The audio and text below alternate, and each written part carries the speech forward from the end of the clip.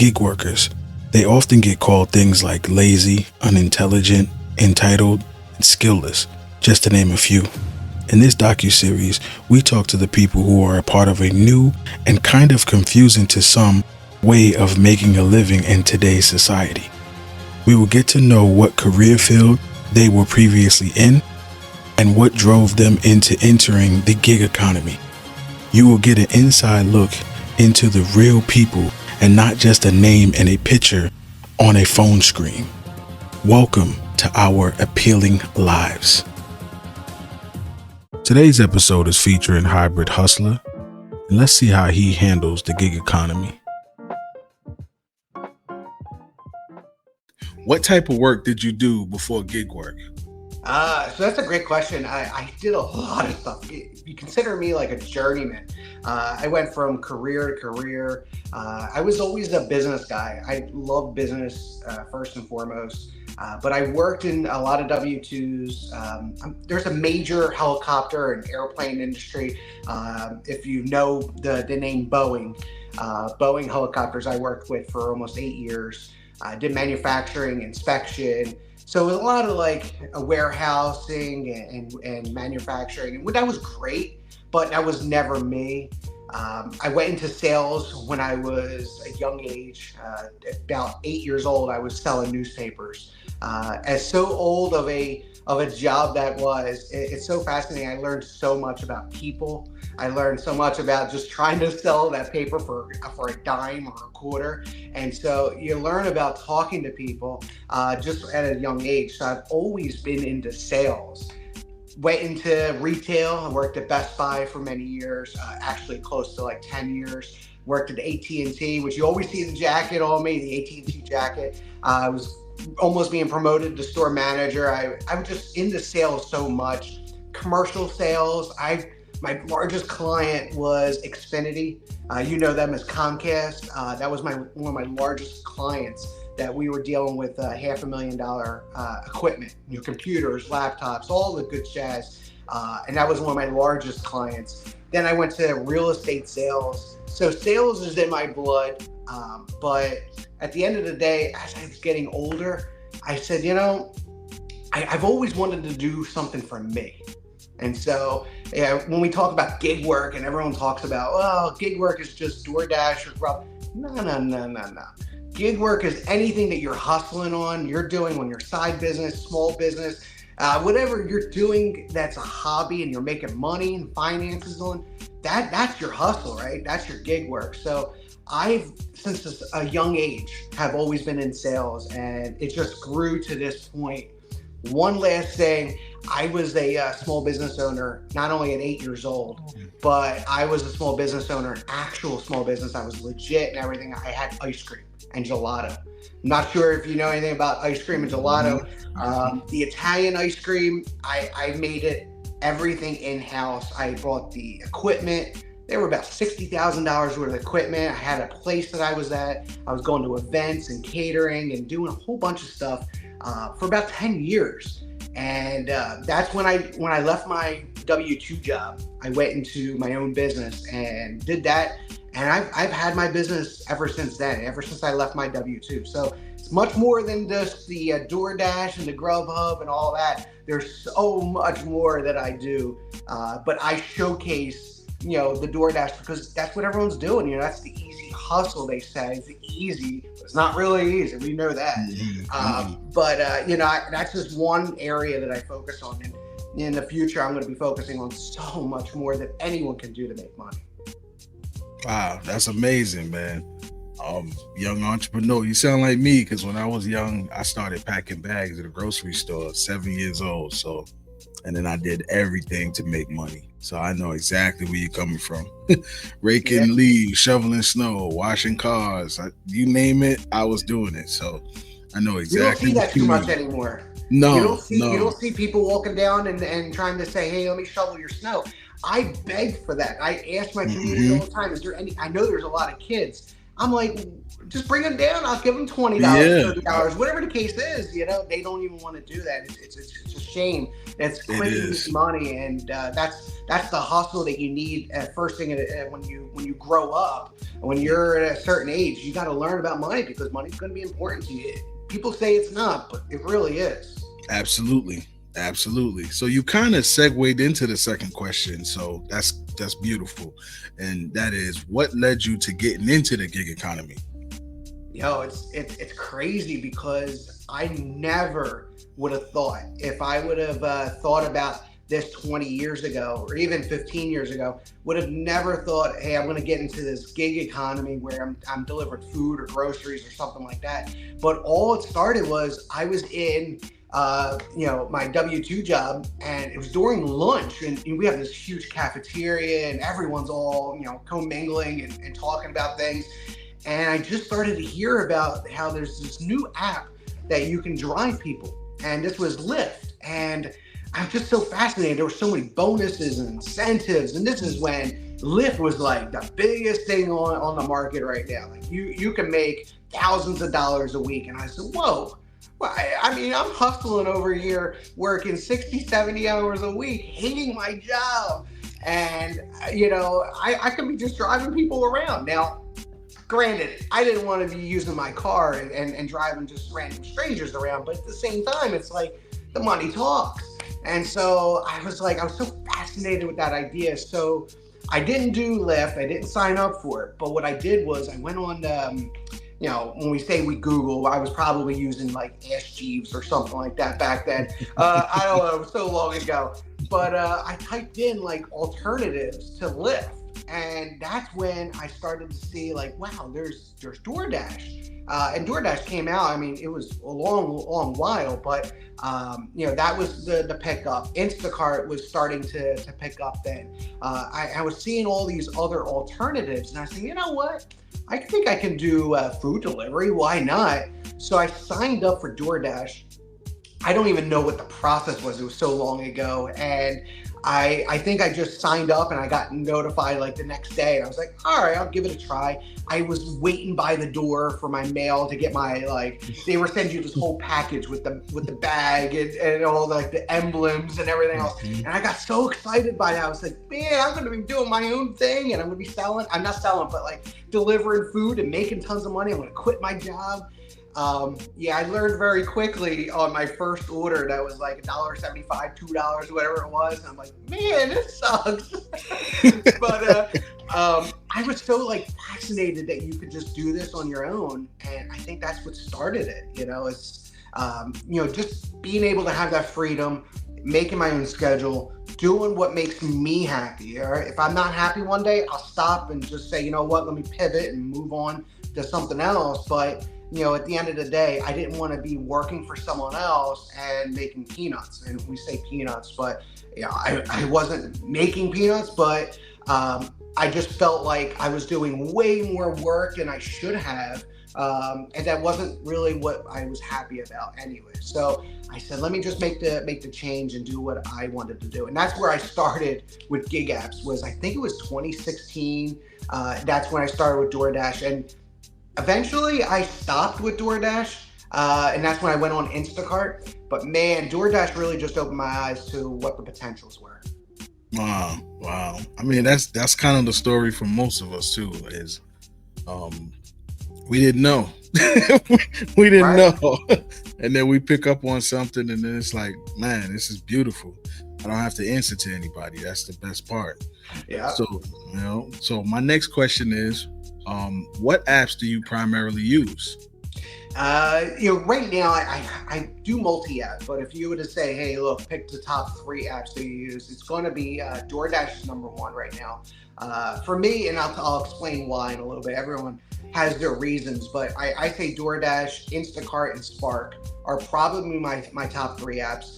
I have a sweet spot and a soft spot for Instacart. It's been one of my main hustles for almost like 3 years, 4 years, ever since COVID and that old era in 2020. The money was there and it was easy work for me. I love shopping. And so Not many people say that, I was but about to say that. You love not many shopping? people love it. To me, Wow. it was very it's relaxing, it's calming. I just put my headphones in and I just go to town, do my thing. I might spend an hour in the store, but I'm making an hour's worth of my pay that I feel is worth it. And I didn't have to deal with anyone other than the customer that I work for, because that's how I believe. I believe I work for my customer, and that's my customer service. And Mhm. that's where my tips came in. That's where more money came in, more offers came in, more opportunities. So I believe into that, and man, I was making so well, and I was just enjoying what I did. So I would say Instacart, but lately it's just Instacart has Yeah. been on a downturn, and maybe it'll pick up. I hope it does. I really do. I really believe in that app. But Spark, once I got approved for Spark, man, that changed everything. It changed my philosophy on how to plan out my week, what stores I should go to, what markets I should go to. I started diving into the metrics and the data with Spark, and so I still believe to this day that, and I still talk about it in my videos, that Spark will be the app in the end of 2024 that you may want to look into. Anyone who has the opportunity to either get on a wait list, or even if you're not, try to, because in my opinion, I think Walmart's doing some bigger things with Spark, and it's going to be the app in 2024 going into 2025. That's just an opinion. I have no insights or anything, but just the way I see that them moving, I think that's going to be the app. And I agree with you. I've seen the influx with Instacart. I mean, Walmart Spark. Yeah. I've been trying to get on Spark for 3 years now. I've been waitlisted. I've tried to apply in different areas, different zones. I've even relocated now, and I don't even live in the same part of Georgia I once lived, and I still can't get in. Yeah. So It's clearly, so hard. everybody sees the potential in it, because if there was no potential, then it would have been an easy process and I would have been on a while ago. So I'm It's jealous. definitely I'm difficult. jealous, but It's I'll tell you something with Spark is that you got to put in the time. You got to hustle with that, because it's not. I look at it as, man, I can make five, six, $700 in easy money in a week in my market, but you're still putting in the time. You're still bagging a lot. I mean, in my market, we have to bag everything, right? So and I still get a lot of good Sam's orders. I mean, those. There, and I'm filling my truck up. If you know, I'm a hybrid hustler. I got a hybrid truck, so I'm filling my truck. It's still a lot of work, and you're traveling, and you're picking up bags and boxes and things like that. It's not easy work, but the money is out there. So I do believe if you can get on Spark, it's going to work out for you in the end. yeah, I would love to do Spark. I don't mind, because my thing is sometimes food delivery just gets boring. It's so Yeah. repetitive. And I do think that shopping can be very fun at times. Like I get what you mean, because a lot of times I'll put my headphones in and before I know it, I'm like, damn, I'm finished. Like I didn't even Yeah. especially if I can find everything, or you get that customer that's just super responsive. It just makes the process so smooth. Yeah, I see what you mean. I definitely would. I agree. I would love for Instacart to go back to what it used to be. Instacart was definitely, it was a good app. It was a really good app, but it's just, it's bad now. Yeah, It's bad. I'm hoping they pick up. I hope they don't just go to the wayside. That's it. Yeah, They have potential.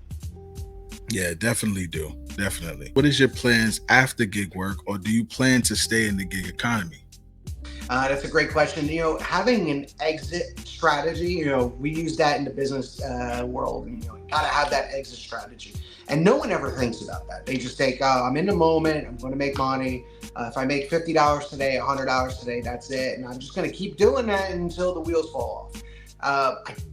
I don't think that's the right strategy. You got to have an exit strategy. You got to know when it's time to call it quits and move on to something else. Be a better person. Learn new things. I've been thinking about that since day one. I've been thinking about what my exit strategy has been, and I'll tell you straight up, gig work is not going to be my long term. If it's another year, if it's another 5 years, I don't know the exact date that I can say that I'm going to be calling it quits with DoorDash or Grubhub or anything like that. But what I can say is that I'm already leveraging multiple different avenues, and I'm trying to find out where my life does lead me towards. And obviously I just started this channel a couple months ago. That was something I've always wanted to do for years, and I've held it off. And there's a story behind that as well. But having that channel allows me to grow in that direction as well, while still leveraging the branches of like DoorDash and Spark and Instacart. So that's still going to be there. It just, am I going to do it full time? Probably not. I still want to help others and develop others, and probably just inspire others to do whatever they are happy with. If that's DoorDash, and if that's what they want to do to make themselves an extra few dollars here and there because that's what they need, I want to be there to show you that. I want to be there to inspire you, motivate you. But for me personally, no, my exit strategy is not to live out 20, 30 years with DoorDash. I hope they're still here, but that's not me. My thing is building my business. I want to inspire others and motivate others to build their level of business and their brand, whatever they want to do, so they can make money. So that's where I'm at now. I don't want to put a deadline on when I'm done, but I do think in my head there is an exit strategy in mind. Yeah, absolutely. To piggyback on what you just said, I spoke to a driver a few months ago, and I was telling that driver, why not build your own thing, like your own food delivery service? A lot of drivers don't think about that. They think about, I have to use the apps. But once I looked at Dumpling and I started to see what Dumpling was offering, I was like, why haven't drivers capitalized on this a long time ago? And not just in the sense of Dumpling, but why not start your own website? There's websites like Booksy that's for like barbers. You know what I'm saying? It doesn't mean that you have to be a barber. Why can't you use that platform to have customers book with you, and then you can do delivery specifically for them? I think it comes down to fear.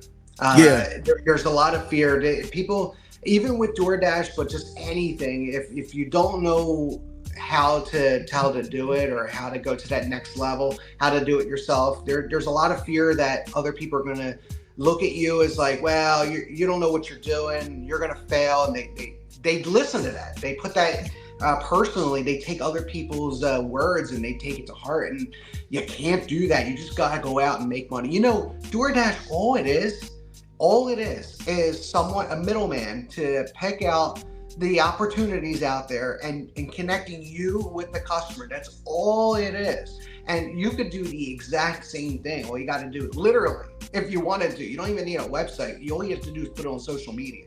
Hey, you need me to pick up your groceries or whatever, just hit me up and let me know. Text me. You talked about, we talked offline about Google Voice. All you have to do is set up a Google Voice account, and boom, you're getting orders like crazy. You can put it up on social media. Everyone knows someone. During Christmas, holidays, birthdays, you don't feel like waiting in line?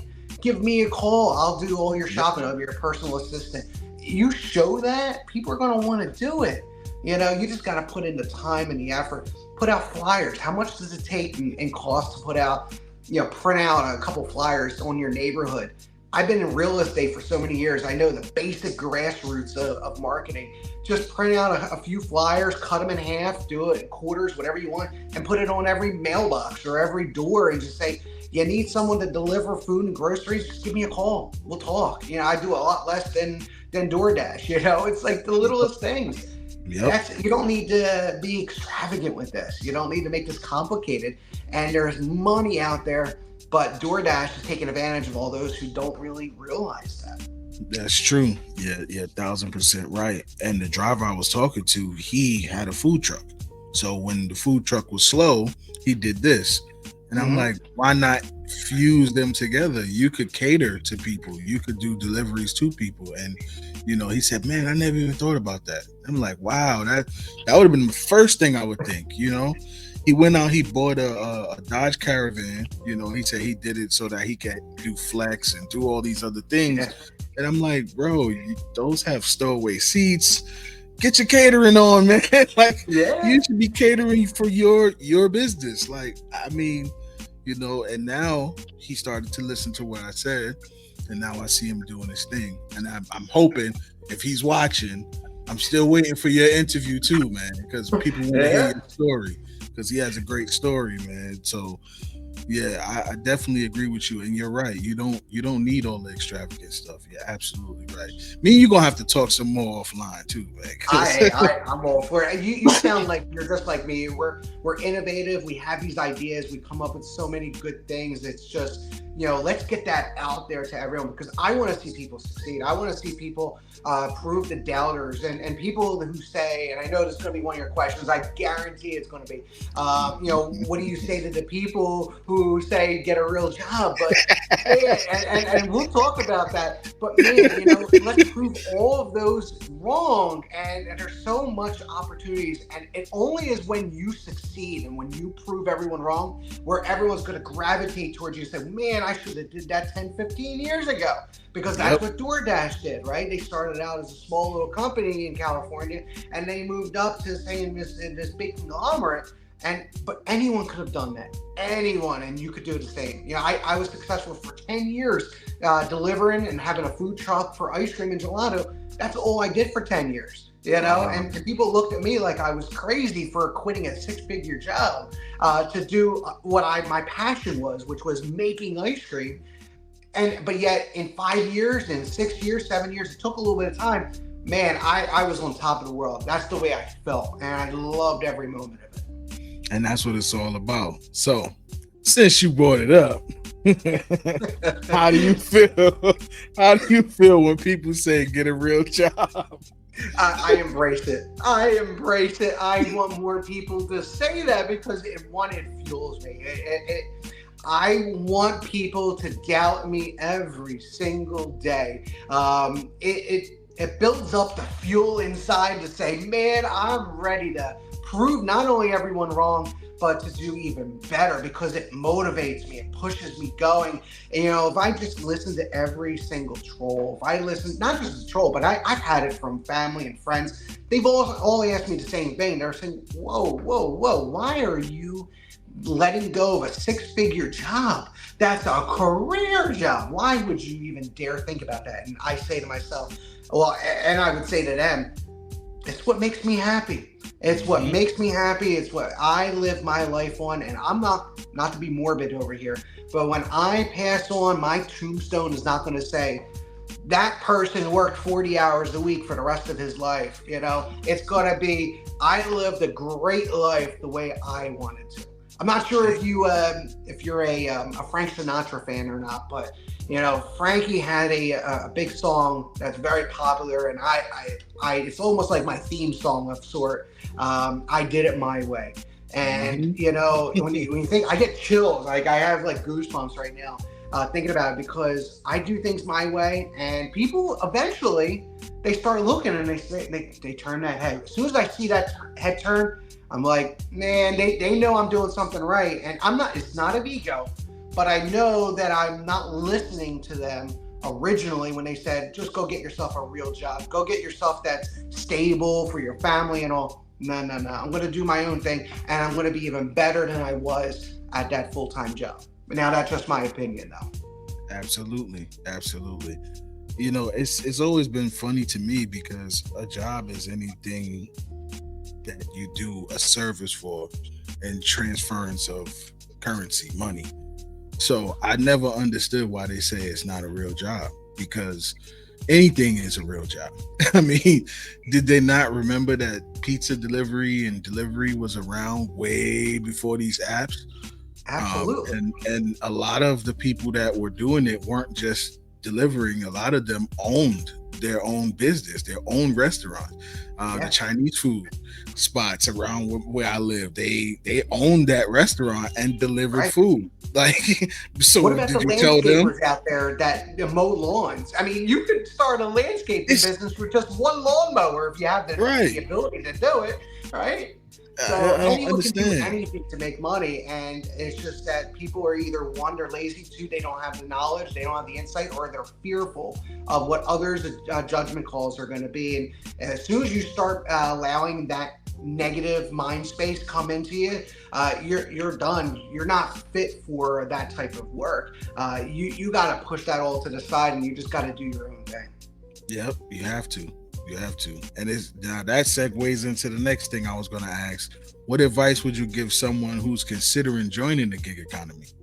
Well, the first thing I would say is don't even consider gig economy as any one thing, right? If gig economy has a rap now of being, well, you got to do those apps, right? You got to do the DoorDash, Grubhub, the Spark, because that is what is out there right now on YouTube and everywhere else, right? But really, when you think about the original gig apps, right? I mean, or the gig economy, I mean, that was having a guitar and going to the local bar, and just, playing out for 15, 20 minutes or a couple hours and you make a few bucks, right? Or, I'm a professional wrestling fan. So if you were an indie wrestler and you just traveled 20, 30, 40 miles for $20, isn't that what we do anyways, right? We travel 20, 30, 40 miles for a few bucks as well. But yet we're called as the ones that we're making no money and we got to get a real job. But those people who are loving what they do, they sit in a bar and they play their guitar and they enjoy themselves.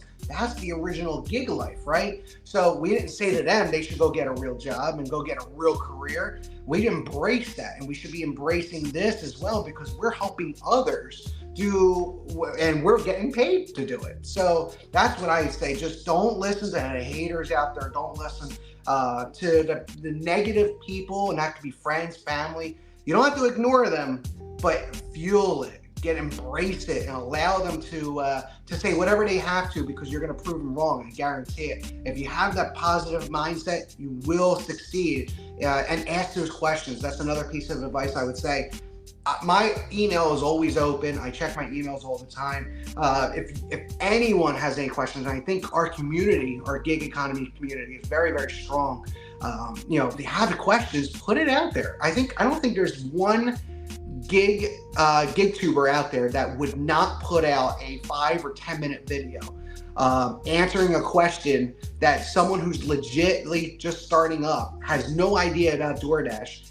I would have no problem doing a 10-minute video real quick explaining how to do something. It's going to get me content and it's going to help you, right? So I think more gig tubers need to start doing that, asking for those questions and just getting in front of a camera and answer those questions. So that's my advice on two ends. It's the person getting into it, and then also someone on the other end. You as a gig tuber, anyone out there, you have the platform to really help someone else. Go out and do that as well. That's only going to help you be a better person. Absolutely. And the last question is, do you have any last words? That kind of gave my last words could be miles long. I could talk for hours. This platform is yours, man.